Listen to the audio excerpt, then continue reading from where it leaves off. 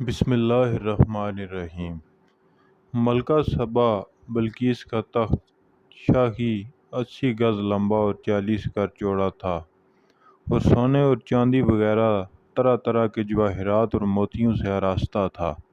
جب حضرت سلمان علیہ السلام نے بلقیس کے قاصد اور اس کے ہدایہ و تحائف کو ٹھکرا دیا اور اس کو یہ حکم نامہ بھیجا کہ وہ مسلمان ہو کر میرے دربار میں حاضر ہو جائے، تو آپ کے دل میں یہ خواہش پیدا ہوئی کہ بلقیس کے یہاں آنے سے پہلے ہی اس کا تخت میرے دربار میں آ جائے۔ چنانچہ آپ نے اپنے درباریوں میں سے فرمایا کہ اے درباریوں، تم میں کون ہے کہ جو بلقیس کا تخت میرے پاس لے آئے؟ قبل اس کے کہ وہ سب متی ہو کر میرے حضور حاضر ہوں تو ایک سرکش جن بولا کہ میں وہ تخت لا دوں گا قبل اس کے کہ آپ کا اجلاس برخاست کریں، اور میں اس پر قوت والا اور امانت دار ہوں۔ جن کا بیان سن کر حضرت سلمان علیہ السلام نے فرمایا کہ میں یہ چاہتا ہوں کہ اس سے بھی جلد وہ تخت میرے دربار میں آ جائے۔ یہ سن کر آپ کے وزیر حضرت آصف بن برخیہ، جو اسم اعظم جانتے تھے اور ایک باکرامت ولی تھے، انہوں نے حضرت سلمان علیہ السلام سے عرض کیا، جیسا کہ قرآن مجید میں ہے کہ انہوں نے کہا، جن کے پاس کتاب کا علم تھا کہ میں اسے آپ کے حضور میں حاضر کر دوں گا آپ کی آنکھ جھپکنے سے پہلے۔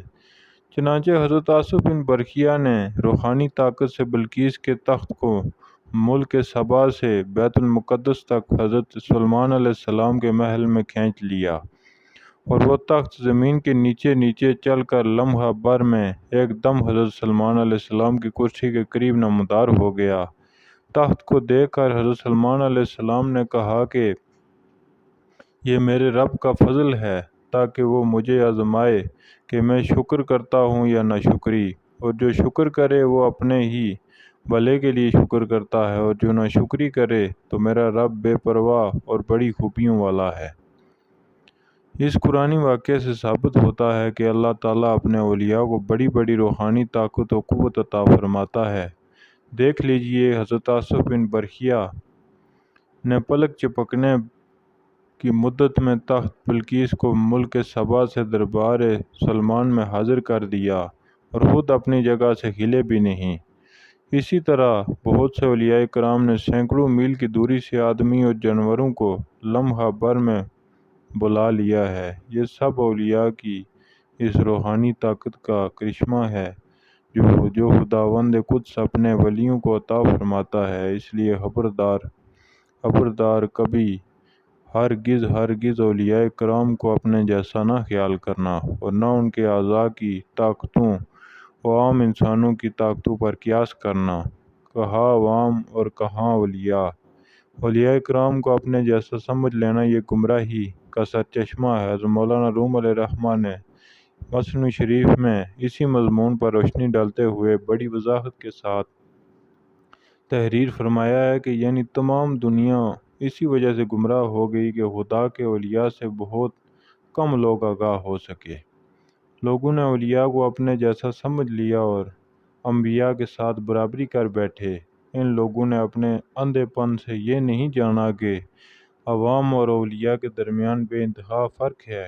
بہرحال خلاصہ کلام یہ ہے کہ اولیاء کرام کو ہرگز عام انسان کی طرح نہیں سمجھنا چاہیے، بلکہ یہ عقیدہ رکھ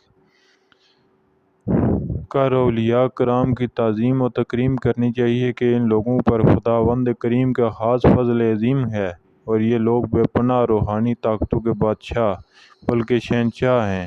یہ لوگ اللہ کے حکم سے بڑی بڑی بلائیں اور مصیبتیں ٹال سکتے ہیں، اور ان کی قبروں کا بھی ادب رکھنا لازم ہے کہ اولیاء کرام کی قبروں پر فیوز و برکات و خداوندی کی بارش ہوتی رہتی ہے، اور جو عقیدت و محبت سے ان کی قبروں کی زیارت کرتا ہے وہ ضرور ان بزرگوں کے فیوز و برکات سے فیضیاب ہوا کرتا ہے۔ اس زمانے میں فرقہ وہابیہ اولیاء کرام کی بے ادبی کرتے رہتے ہیں۔ میں اپنے سنی بھائیوں کو یہ نصیحت و وصیت کرتا ہوں کہ ان گمراہوں سے ہمیشہ دور رہیں، اور ان لوگوں کے ظاہری سادہ لباسوں اور وضو نمازوں سے فریب نہ کھائیں کہ ان لوگوں کے دل بہت گندے ہیں، اور یہ لوگ نور ایمان کی تجلیوں سے محروم ہو چکے ہیں۔ واللہ عالم۔ یہ ویڈیو یہی ختم ہوئی، اور مزید ایسی ویڈیو دیکھنے کے لیے چینل کو سبسکرائب کر کے بیل آئیکن کو پریس کر لیجئے تاکہ ہر نئی آنے والی ویڈیو آپ تک سب سے پہلے پہنچ سکے۔